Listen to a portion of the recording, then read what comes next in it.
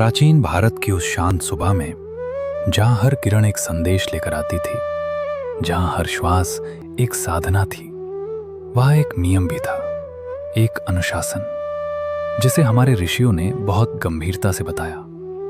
सूर्य को जल अर्पित करना जितना शुभ है, उतना ही महत्वपूर्ण है ये जानना कि इसे कब नहीं करना चाहिए।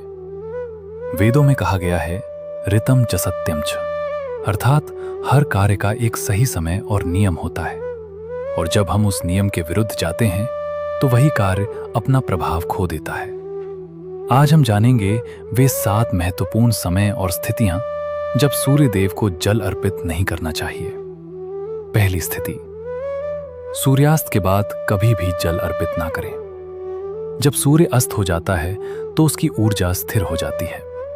उस समय किया गया अर्पण आपकी ऊर्जा को संतुलित करने के बजाय उलझन में डाल सकता है। दूसरी स्थिति, जब सूर्य दिखाई ही न दे, जैसे बहुत घना बादल हो या तूफान का समय हो। उस समय सूर्य की किरणें पृथ्वी तक सही रूप में नहीं पहुंचती, इसलिए उस समय अर्पण करने से पूर्ण लाभ नहीं मिलता। तीसरी स्थिति, देर सुबह या दोपहर में जल अर्पित ना करें। सूर्य उपासना का सही समय सिर्फ उगते सूर्य के साथ होता है। जब सूर्य ऊपर चढ़ जाता है तो उसकी ऊर्जा तीव्र हो जाती है और साधना का प्रभाव कम हो जाता है। चौथी स्थिति, अशुद्ध अवस्था में जल अर्पण ना करें, जैसे बिना स्नान के या मन में क्रोध, तनाव या नकारात्मकता हो। पद्म पुराण में कहा गया है कि पूजा केवल शरीर से नहीं, मन से भी शुद्ध होनी चाहिए।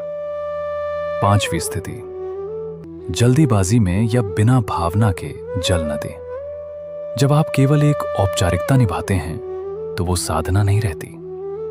सूर्य भाव के भूखे हैं, क्रिया की नहीं। छठी स्थिति, अत्यधिक तेज हवा या अशांत वातावरण में जब वातावरण अस्थिर होता है तो आपकी ऊर्जा भी विचलित होती है। ऐसे समय में साधना करने से ध्यान केंद्रित नहीं हो पाता। सातवीं स्थिति, संदेह और अविश्वास के साथ। अगर आपके मन में विश्वास नहीं है तो अर्पण केवल एक क्रिया बन जाता है, और बिना विश्वास के कोई भी साधना फल नहीं देती।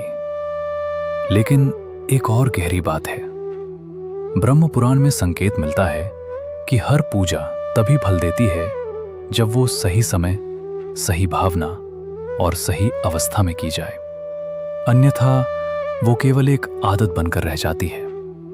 सूर्य उपासना सिर्फ जल अर्पण नहीं है, ये एक अनुशासन है, एक संतुलन है। जब आप सही समय और नियम का पालन करते हैं, तब सूर्य की कृपा आपके जीवन में प्रकाश बनकर उतरती है।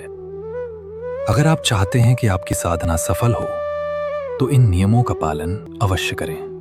और अगर ये ज्ञान आपको उपयोगी लगा तो वीडियो को लाइक करें, शेयर करें, और ऐसे ही गहरे आध्यात्मिक रहस्यों के लिए चैनल को सब्सक्राइब करें।